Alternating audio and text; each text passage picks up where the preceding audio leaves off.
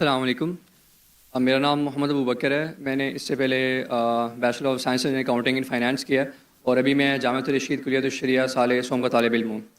میرا سوال یہ ہے کہ ماڈرن فلاسفی میں جس طرح ہم دیکھتے ہیں کہ جب کلرجی مین شپ سے لوگ باہر نکلے اور اسکیپٹسزم کے بارے میں سوچنا شروع کیا، جب اس چیز کو انہوں نے سوچنا شروع کیا تب انہوں نے دنیا میں ترقی شروع کی ہے. اور ہمارے جس طرح کہ آپ نے ابھی تھوڑی دیر پہلے ٹیکنالوجی کی اتنی زیادہ اہمیت کا بیان کی ہے، ہم لوگ ابھی تک اسی چیز سے پھنسے ہیں. اور سیکنڈلی جب کہ ہمارے اسلام میں بہت ساری تھاٹس ایسی ہوتی ہیں جو پری ڈیٹرمنڈ ہوتی ہیں، تو پہلے سے پری ڈیٹرمنڈ تھاٹس کو لے کے میں ایک تخلیقی ذہن کیسے رکھ سکتا ہوں؟ اور چونکہ ہمارے ہاں ابھی تک ایسی ٹیکنالوجیکل انوویشن نہیں ہوئی، جب وہ انوویشن نہیں ہوئی تو میں جو بھی کوئی نیا اقدام اٹھانے جاتا ہوں یا قدم اٹھانے جاتا ہوں اس کے بارے میں پہلے سے یہ آ جاتا ہے کہ فلاں چیز حرام ہے، فلاں چیز حرام ہے، فلاں چیز حرام ہے. تو اس چیز کو مد نظر رکھتے ہوئے ہم دنیا میں ترقی کیسے کریں گے؟ بہت شکریہ. بھائی صاحب کا اچھا سوال ہے. وہ کہہ رہے کہ جب ہم ٹیکنالوجی کا استعمال کرتے ہم دیکھتے ہیں کہ کتنی ترقی کرتے، لیکن جب نئی جدید ٹیکنالوجی کا استعمال کرتے فتوے لگتے حرام ہے، صحیح ہے، نہیں ہے، غلط ہے. اگر آپ دیکھیں گے سائنٹیفک ہسٹری کو، جو 8th سینچری 9th سینچری 8ویں صدی 9ویں صدی ویسٹرنرز کہتے تھے ڈارک ایجز، مطلب اندھیرا کا دور. کون کہتے؟ یوروپین کہتے کہ ڈارک ایجز، اندھیرے کا دور. لیکن اگر آپ ہسٹری پڑھیں گے تو مسلمان چوٹی پہ تھے، اور اس پہ تقریر دیا میں نے 8ویں صدی 9ویں صدی میں جب ویسٹرنرز کہتے تھے ڈارک ایجز، ہم دنیا میں ترقی نہیں کرے. اس ٹائم اگر آپ کو سائنس کے بارے میں سائنٹسٹ بننا ہے تو آپ کو عربی جاننا فرض ہوتا تھا. تو کئی غیر مسلم سائنس کی تحقیق کرنے کے لیے عربی سیکھتے تھے. اور آپ اگر جائیں گے اور میری پوری تقریر سنیں گے تو father of chemistry, who's the father of chemistry؟ کون ہے؟ گیبر ویسٹرن نام. جابر ہے، جابر ابن حیان. اس نے یہ جو الکوہل ہے، یہ الکوہل لفظ کدھر سے ہے؟ الکوہل جو شراب، الکوہل OH کدھر سے ہے؟ عربی لفظ سے الگل. ٹیکنومیٹری کو اس نے ایجاد کیا، مسلمان. آپ دیکھیں گے ابن سینا، ایویسینا ابن سینا، میڈیکل بک رازی. لسٹ آپ کو ملیں گے 8ویں 9ویں 10ویں صدی میں جو ہمارے سائنٹسٹ تھے. میڈیکل اسمال پاکس کا ایجاد کس نے کیا؟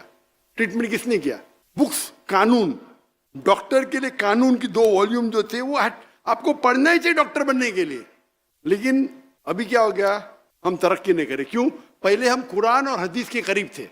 جب قرآن اور حدیث کے قریب تھے ہم دنیا کے چوٹی پہ تھے. تعداد میں کم تھے ہم، ابھی تعداد میں تو زیادہ ہے. ہم 25%، 2 بلین. جھاگ کی طرح، اللہ کے رسول کہتے ہیں جھاگ کی طرح. کیا فائدہ؟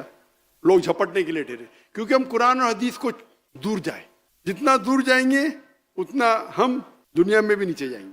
تو اگر ہم قرآن پہ اور ریسرچ کریں اور وہ علماء کی بات مانیں جو صحیح ہے بنسبت حرام حرام ثبوت ہونا چاہیے، ہم شریعہ کو فالو کرنا چاہیے، جو علماء فتویٰ دیتے اسے ماننا چاہیے. لیکن کوئی بھی صحیح علماء کبھی بھی ٹیکنالوجی سے آپ کو روکے گا نہیں. صحیح علماء کبھی نہیں روکیں گا. اگر کچھ غلط ہے روکیں گا. ربا غلط ہے، ربا کے بنا دھندا نہیں کرتے تو بیوقوف لوگ جو بولتے ہیں. جتنے ٹاپ 500 ورلڈ کی companies all are that free ہے، ٹاپ کمپنیز. تو جو ہر ایک فن میں الگ عالم ہے. آج کی تاریخ میں اسلامک اکنامکس میں نمبر 1 ہے مفتی تقی عثمانی، نمبر 1 دنیا میں. آپ کے وہ اسلامک اکنامکس کے ماہر ہے. اور حامد حسن جس نے میں نے کہا تھا ان کا انتقال ہو گیا، انہوں نے قائم کی تھی اسلامک یونیورسٹی اسلام آباد. میں ماشاءاللہ ان کے بہت قریب تھا، کافی گھنٹے گزارے اسلامک اکنامکس میں بات کرنے. ماشاءاللہ مفتی تقی عثمانی کے ساتھ بھی میں نے کافی وقت گزارے. یہ لوگ اسلامک اکنامکس ماہر ہے. ابھی کوئی دوسرا فتویٰ بولے گا یہ حرام حرام، ارے بھائی آپ کے پاس ہے کوئی دلیل؟ اور حنفی فقہ جو ہے اسلامک اکنامکس میں بیسٹ فقہ ہے.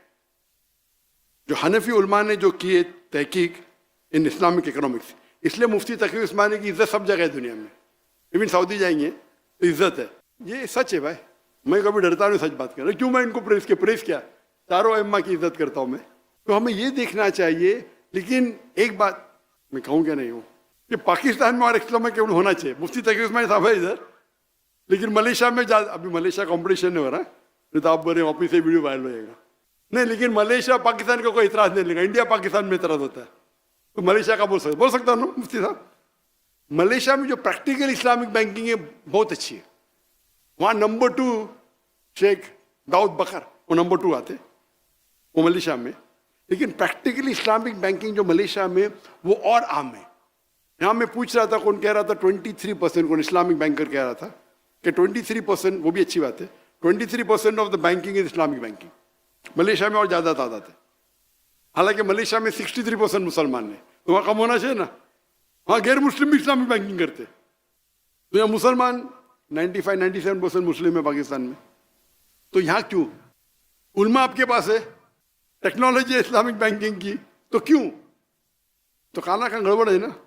तो हम इस्लामिक इकोनॉमिक्स जो नहीं जानते बोलते हैं अरे इस्लामिक बैंकिंग कन्वेंशनल बैंक ऐसा ही चाहिए, यहाँ से खाओ एक है। तो मैं बोला भाई आपको इल्म में तो क्यों बात करते भाई? वो मुझे बोलते और वो क्या समझते कि मैं हाँ मिलाऊंगा, बिकॉज आखिर को समझ साइंटिफिक है, सूट बूट टाई वाला, बोलते ये तो इस्लामिक बैंकिंग बकवास है। मैंने कौन बोलता है? तो मैं जब आवाज़ करेगा तो उधर डर जाते। मैं बोला भाई आपको नहीं पता तो क्यों मुँह खोल रहे भाई? क्या आपने पढ़ी इस्लामिक इकोनॉमिक्स? नहीं पढ़ी तो क्यों बोल रहे? क्यों अपने आप को जहन्नम में डाल रहे? क्या आप मुफ्ती है क्या? हाँ बोलो, मुझे समझता है, जायज़ है। खाली हाँ यह अलग बात है, क्या बहुत से लोग इस्लामिक बैंकिंग के नाम पे मुसलमान को बेवकूफ़ बनाते, वो सही है, लेकिन there is something like Islamic banking ruling है। तो आप लोग, अगर मुझे पता है इज्जत बहुत मुफ्ती तक उसमें किया माशाल्लाह, लेकिन आप लोग सपोर्ट कीजिए। अभी अगर 25% बोले तो यहाँ 25%, यहाँ से ज़्यादा परसेंट हो जाएगा इस्लामिक बैंकिंग का। मैं तो बेस्ट बोलता हूँ भाई, लोन लो ही मत, बेस्ट है। ना रहेंगी बांस ना बजेंगी बांसुरी। लोन लेने का तो इस्लामिक बैंक से लो, अगर मजबूरी है तो। लोन नहीं लेना बेस्ट है, मजबूरी है तो इस्लामिक बैंक से लो। तो इस तरीके से एक एक पहलू पे अगर हम तवज्जो दें और पूरा माशरा एक होगा, और अगर टेक्नोलॉजी बढ़ती है तो क्या करना चाहिए आपको सपोर्ट के लिए आप अगर शुरू करते हैं तो आप बड़ी मिसाल के तौर पे मुझे नया जवाब मिलता है। इस्लाम का उसूल है कि अगर एक आलिम फतवा देता है, अगर वो सही है तो उसे 2 सवाब, गलत है तो भी 1 सवाब। आलिम, आम आदमी नहीं। अभी आलिम के मतलब हर फन में अलग अलग आलिम है। हदीस का आलिम मुहद्दिस है, तफसीर का आलिम मुफस्सिर है, तो आलिम। तो मुझे अगर कोई ऐसा जवाब मिला जो नया जवाब मिला तो मैं क्या करता हूँ? I go under the umbrella of an आलिम। वो आई थिंक मैं उससे पूछता हूँ सही है क्या?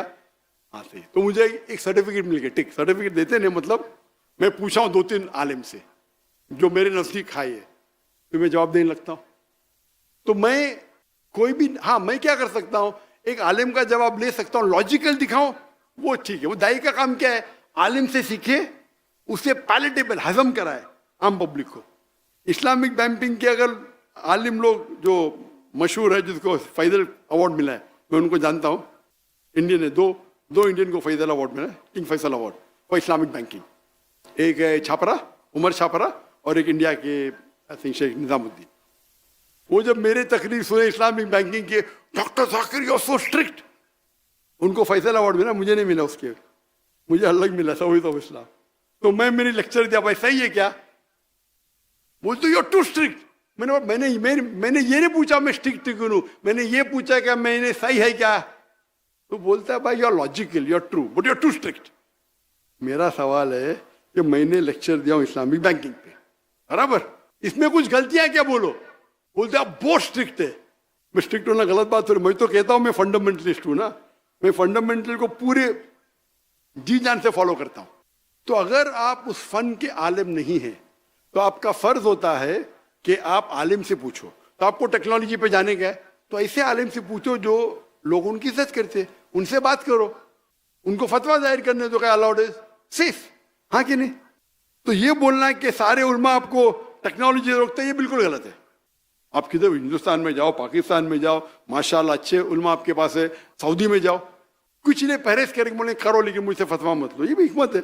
करो लेकिन मुझसे फतवा मत लो, क्योंकि फतवा अलग होता है, तकवा अलग होता है। एक होता है भाई ज़रूरी है, तो हमारे मकासद शरिया में अलाउड है, फतवा तो नहीं सकते, लेकिन करो मतलब वो आलिम ने आपके सिर पे हाथ रखा है, आप उससे फतवा मत लो, आप समझे ना?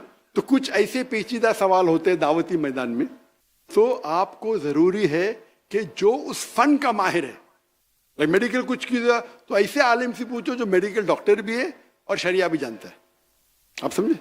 तो आप अगर शुरू करेंगे तो उनको कॉन्फिडेंस में लो।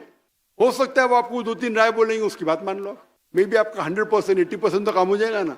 نہ مجھے 100% کرنے کا 80% تو کرو. تو اس طریقے سے ہمیں ساتھ میں لے کے چلنا تھے. انشاءاللہ اللہ آپ کے ساتھ ہوگا. Hope the answers the question.